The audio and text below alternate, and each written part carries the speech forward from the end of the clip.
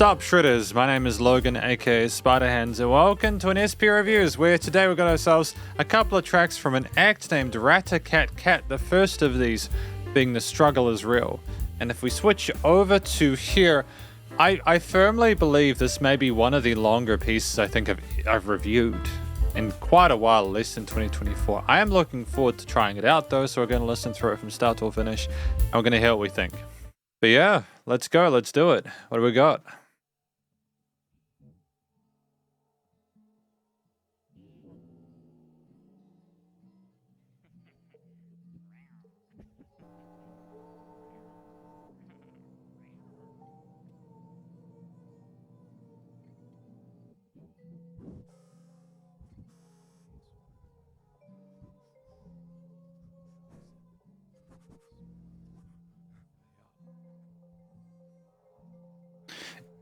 Is it deliberately quite quiet?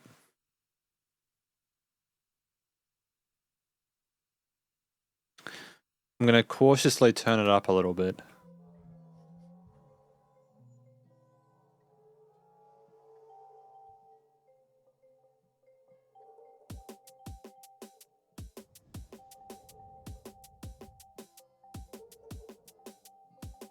Interesting flow with the kit though.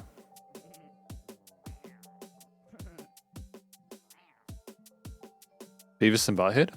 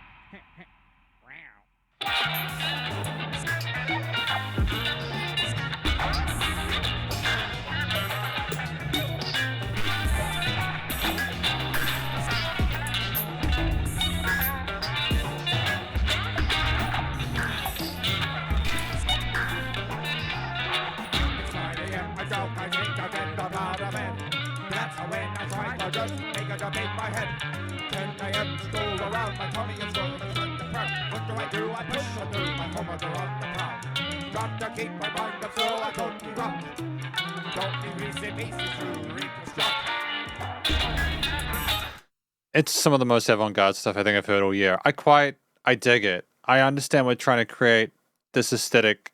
I think we need the full length of the track to figure it out.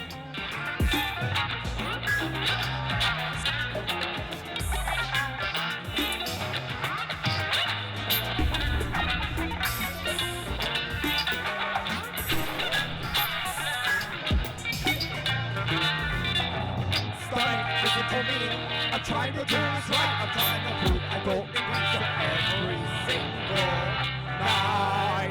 And then we talk it out, kicking the bad bacteria out. The light will shine, we see just what the angels talk about. So listen to me, as you can do, hear me sing.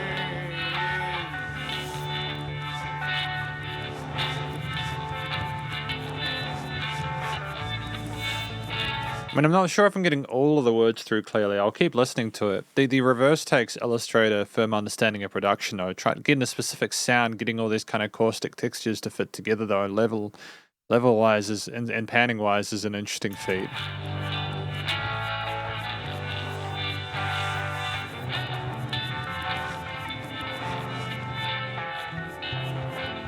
I love you, baby, don't you worry about a single thing.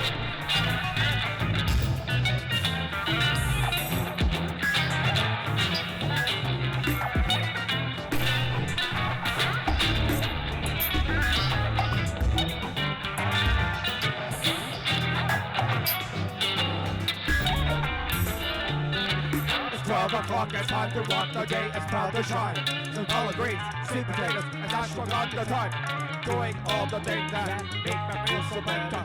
Doing what makes me laugh and better. Hey, look away, the poison wants to play. Doing all the things that I know I should. Are we working in a 12-bar blues with that? I'm just going to quickly turn on the lights. I forgot to turn the lights on up here. There we go. Should be a bit better lit now.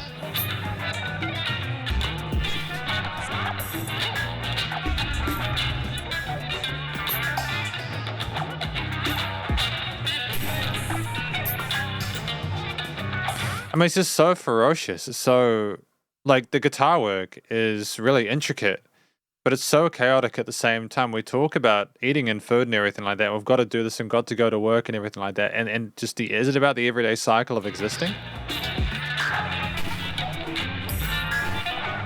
Stomach, listen to me. I'm trying to do this right. I'm trying to do. I don't need this for every single night. If we talk it out, kicking the bad material.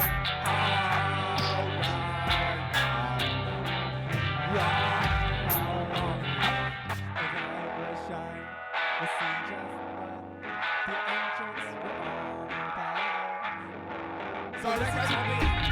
Let's see trophies. Cuddle. Get on me.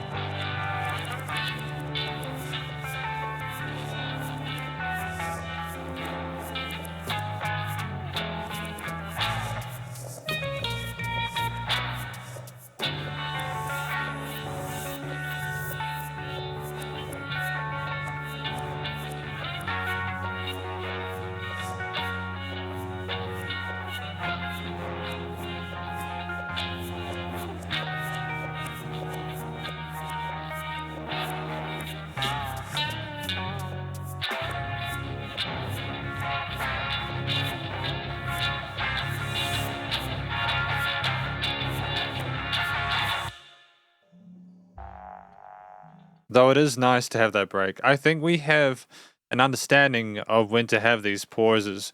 We have a phenomenal understanding of how to encompass, dynamic range for effect there. It's a track that truly feels like it is an organic, curious invention. They are exploring this. He talks to their stomach at one point, so I'm wondering if it is about like diet and stuff like that and trying to sort of tell it to do something that maybe it's a bit alien. We talk about the ancients too, so I'm wondering if it's about looking at how people used to eat and stuff like that.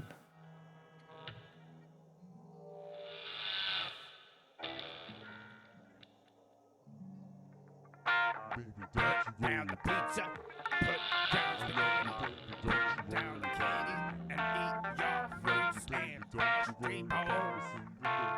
You got to eat your fruits and vegetables.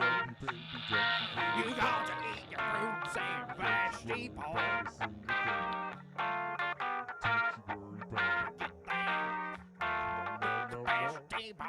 Don't you worry, baby.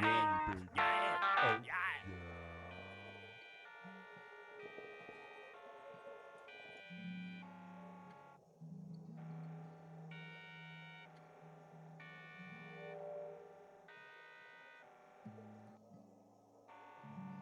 I mean, it's just it almost sounds like these voices that on either side of the stereo field, the low and the high, they were kind of arguing with you, trying to overwhelm your senses a little bit. So all the dissonant textures. Well, not really. I mean, the guitars are scratchy, but some of the chords are pleasant.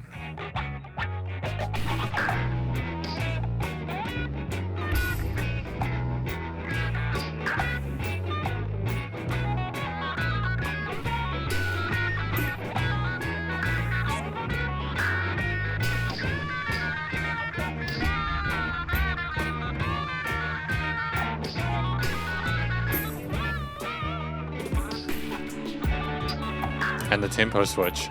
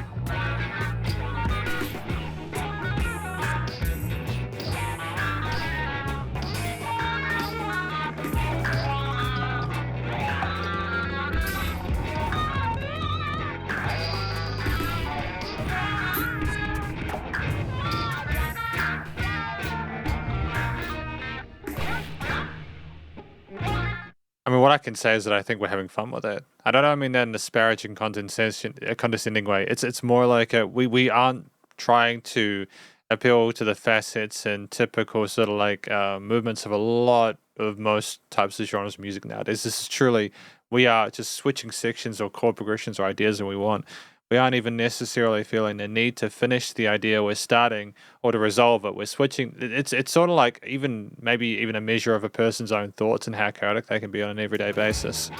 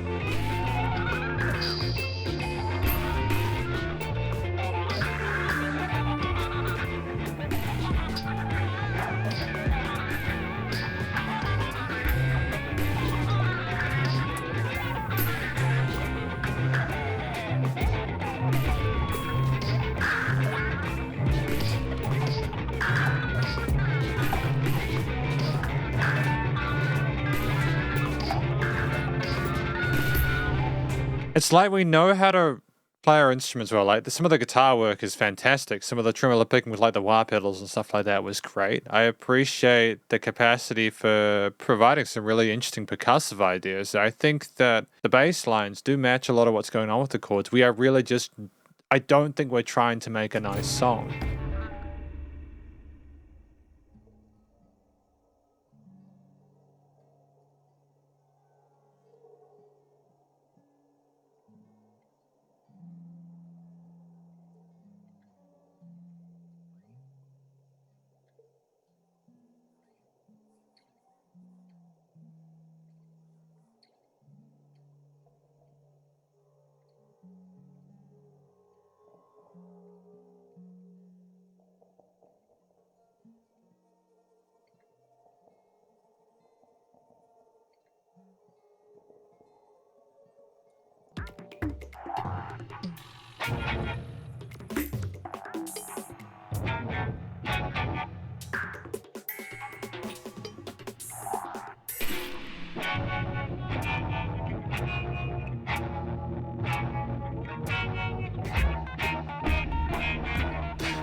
And we do repeat similar phrasing with guitar ideas. It's not random necessarily.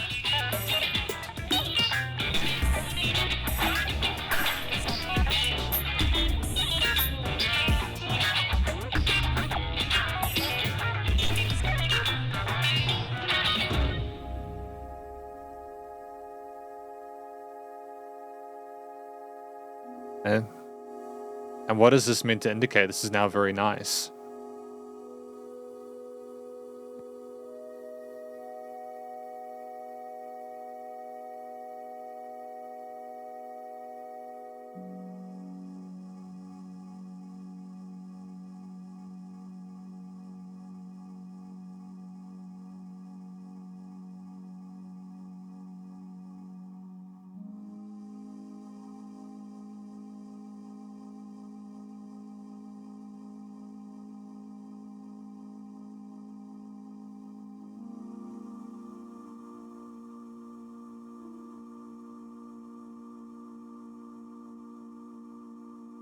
See, it was deliberate.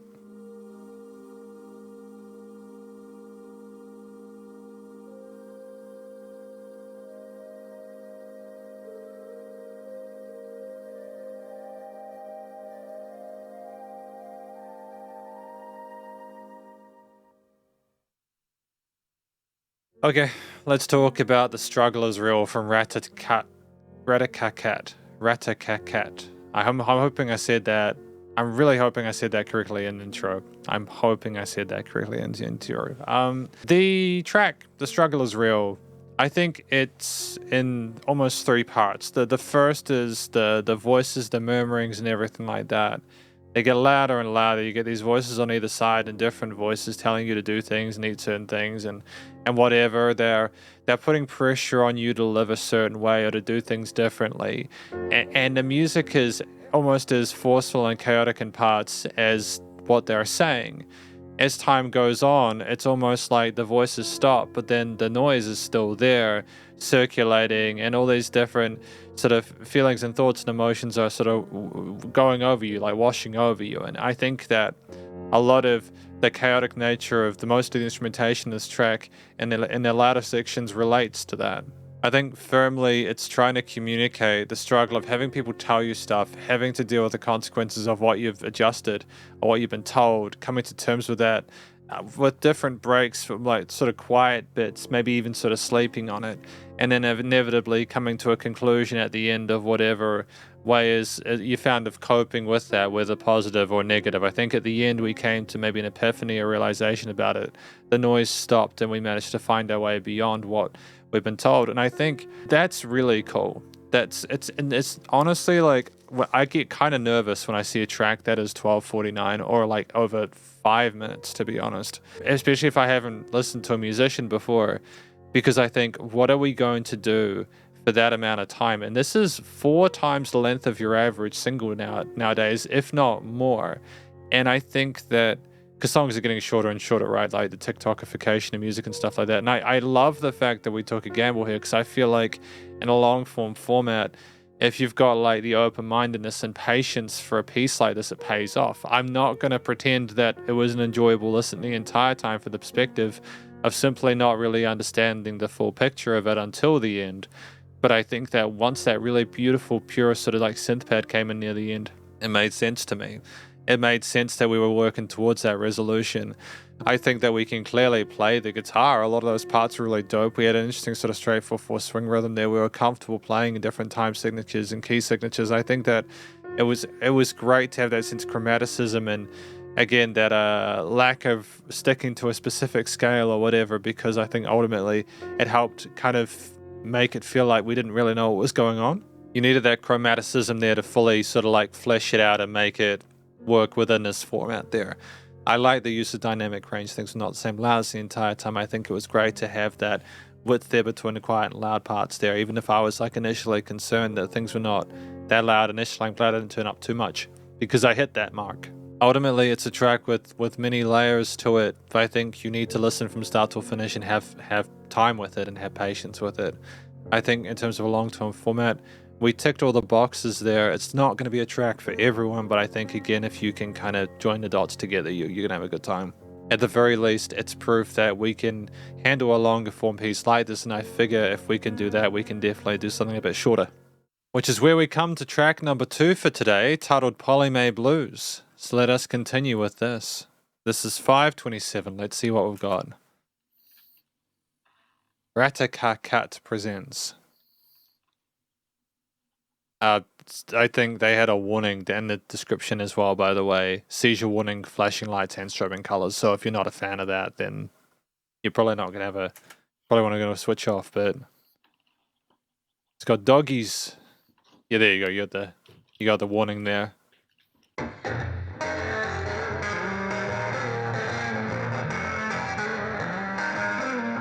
trees and the rooms were cold runners. The rocks and stones are chemical swingers. Together they sing the blues.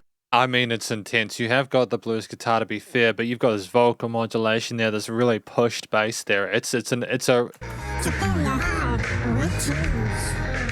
The battle right to void. The sun will stay. With the blood will sink all night down. So follow you all around the turbulence.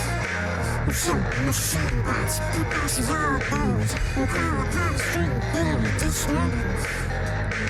The ground in your mouth, oh, too big, bright side. How many days before we call upon thee? Now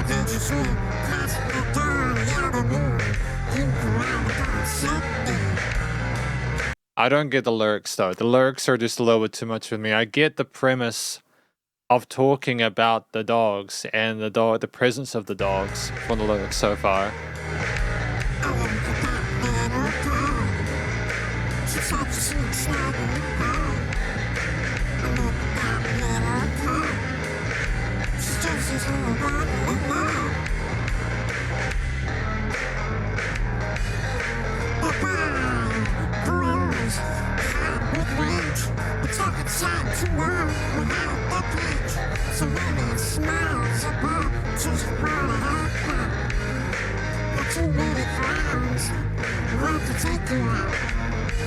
You know, many people want to bury your eyes, nose, ears, and toes with some shooting time. I mean, it's kind of visceral, isn't it? Like, like, you get the feeling that this dog is like, hey, this is my sort of oasis. They're my happy place, and all these other people around me are trying to.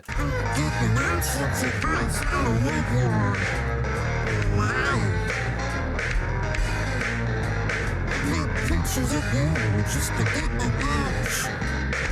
They all want to drive me insane. They're going to do anything to make sure you don't outdo them.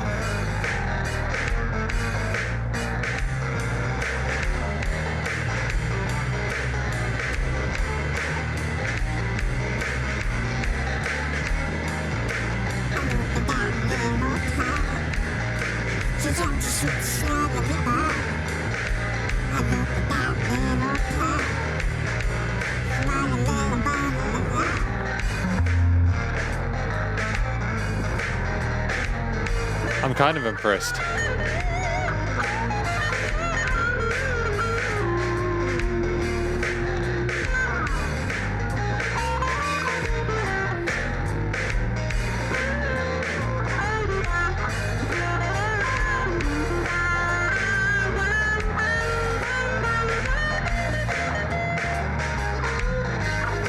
What time signature is this? What time signature is this? And because I'm counting along to it. Da, da, da, da, da, da, da. We got some stuff in 6/8. Is this stuff in 5/4?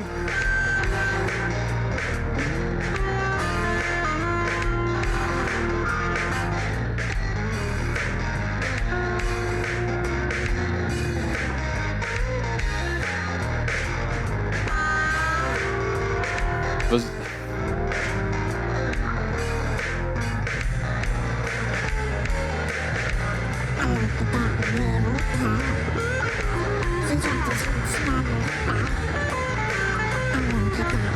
call and response.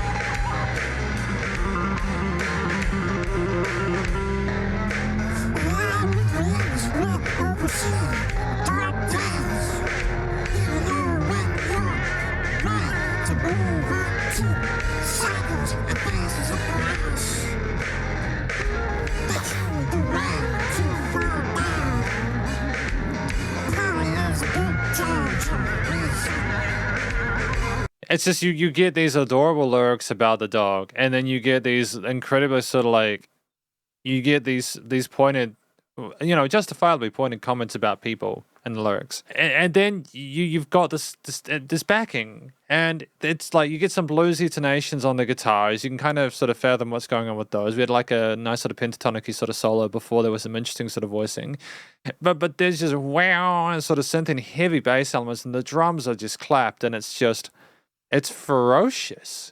It's one of the most unique pieces of music I think I've listened to in a very, very long time. At least texturally.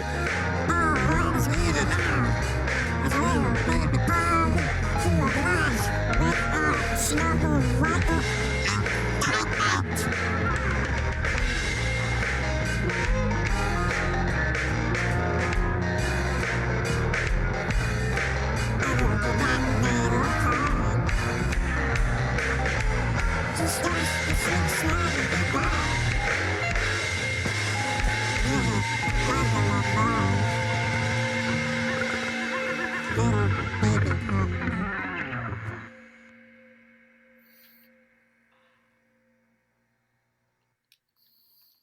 Seems like lovely doggos though, eh?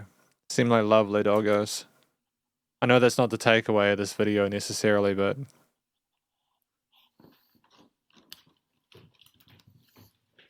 shout out to the video editing though. Like, it's difficult, I think, to get it done like that. You'd be putting a hell of a lot of work in to get it sort of psychedelic like that.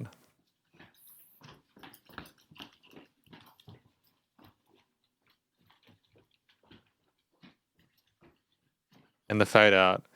What do we say about this one, the Mae Blues? I don't know how to fathom it, man. It's a track where I get the feeling that this person is having a really rough time with their life to potentially overly minimalize it or like overly simplify it. But you get the feeling that the dogs are like the best kind of character they have, the best people the best creatures around that they have to sort of like be around. They have snuggles and they're cute and adorable and they're good judges and everything like that, and they lay their indictment on other people and etc. It's Mae Blues does follow through well with the blues formula. It takes and you can hear the lyrics and kind of understand how it works with the guitar phrasings there, the pentatonic scales there, the minors, but then also just you've got these synths that are just fragmented and visceral, and coupled with like I'm not sure what time signature we were in. I'm pretty sure there was some polyrhythms going on. There was some polymeter stuff there. We were very freeform, much like the previous track. I think this track was through composed, and it was simply trying to tell the story they wanted to invoke that feeling that they had with the intensity of everything kind of rocketing around there. Maybe all their feelings were heightened in general, even sort of like the love they had for their animals. Like that animal got them through the situation they were in, and just it's indicative of the trials that they had to suffer through. Their like just complete disdain for the people who are telling them how to live their life, and you just get to the end of it feeling like you've had an out of body experience. It's just not just the video; it's just the force of the music there, constant. It was from once it kicked in and you had all the instruments there in the mix, it was full bore and it was a lot. But I appreciate the vocal modulation there. You're definitely going to remember it. That harmonization there helps it to stand out, and it's more kind of like curious because of that. It piques the interest. We're going to talk about this track as well as the previous and the conclusion. Because welcome to the conclusion of my review of these tracks from an act named Ratta Ka Kat, titled The Struggle Is Real and Mae Blues. Now, these songs are both very different. I've spoken about each of them in their previous sort of ending parts between, like, they have their own mini conclusions, right? To emphasize what I think that they're about just quickly, The Struggle Is Real, I think, is about someone being told all these things that they need to feel how to be, dealing with the fallout of having to cope with that input that's not necessarily desirable, and then eventually reaching a peace at the end of it after getting through that and finding their own truth. I think Mae Blues is maybe a continuation of that struggle with dealing with other people putting their sort of input in, trying to work out that stuff. And but then of course this time they have the doggies, and the doggies are there to help get them through it, and they kind of like they're just like snuggles, and it's just like a happy place, you know. I mean, I can relate to this. I have a cat, Nushka, and Nushka was with me through some pretty brutal times as well, and we got through it together, you know. Pets are amazing, animals are amazing, and that love is just irreplaceable. And you know, I can on a deep level I can relate to it. I think that beyond what these tracks are about, the way they were sung, well, the vocals in the first track, you know, The Struggle Is Real, I couldn't pick. I initially, I think I remember commenting, I thought that they're kind of laughing was kind of Beavis and Buttheadish, but I'm also not sure if that was the case because of the fact that we had like sort of other vocals in a similar styling as well. So I'm not really sure how the vocals were done. There was a lot of modulation there. There was a lot of crazy stuff going on with the effects chain processing in both tracks. It was very surrealist. It was incredibly abstract and experimental, and I appreciate we're trying to be that unique with our voice to the extent where I think it could be anyone because it's so universal, if that makes sense. No, not because it's so universal, but because it's so there's so much ambiguity involved in it, It's difficult to sort of trace it, right? Like often with music, you kind of want the singer or the person you're listening to have sort of like a unique, distinct voice, like a distinct voice that you can easily recognize, right? And that's why a lot of the biggest, most successful musicians are ones with recognizable voices. But here, it's almost like we explicitly want the person to focus on not only the story being told, but how the affectation of it. And I think that they succeed here. You've got this person, like with Mae Blues in particular, you've got this person going through this struggle with these different voices, trying to sort of like focus on the fact that even though life's kind of going really brutally, it's difficult, they've still got still got the Mae and everything like that. And that's what matters. You've got a person sort of like breaking up, but focusing on what they can do to get through it and who actually really supports them. I can't really know if I can comment on the quality of the vocal performance, but I think that even if we didn't necessarily, like, we had some interesting vocal melodies and harmonies and everything like that, they did sit neatly with the good chord progressions and ideas we had in the backing arrangement. So to be honest, we did sing well, but a lot of it was about how it was made to sound rather than how it was maybe done organically there. Although there was definitely dynamic range, and like the indictment part had more of oomph behind it, and there was dynamic range to the struggles real too. It's a very different kind of performance. I think that outside of the vocals though, where we told the story we wanted to in a way that was very creative, like, and genuinely, and I think that we did cover both the 13-minute track and the 5.5 well. We fleshed out things well. I think as well, if we'd had vocals the whole time in the first song, it might have been a bit too much. It was nice just to have the instrumentation there to sort of like encompass the scene. But I listened to both tracks, and a 13-minute song is long. But as I mentioned in the mini conclusion thing, I think they fleshed it out well. It was very atmospheric. We had moments of almost silence there with little scrapes, sort of Foley sounds there, little bits of talking, etc. Little kind of little Foley-ish effects there.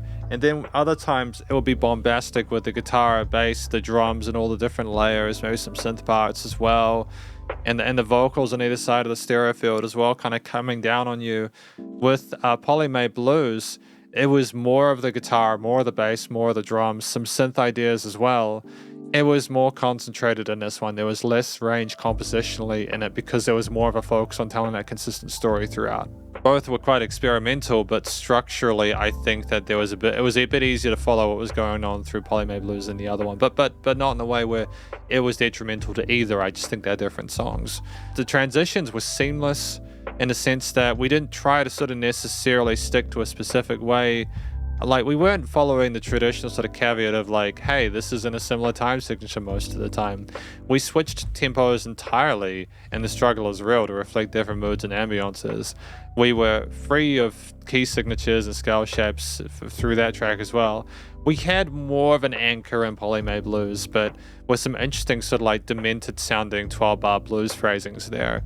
We had a solo section as well, and we had some cooler responses and some of those sort of like fundamentals, but we weren't trying to make a song that fit into the box. We were exploring our own possibilities and did so to a way that was beneficial, I think, overall. But talk about a few of the good instruments that I remember from these tracks. I think firmly the guitar is going to be one of them.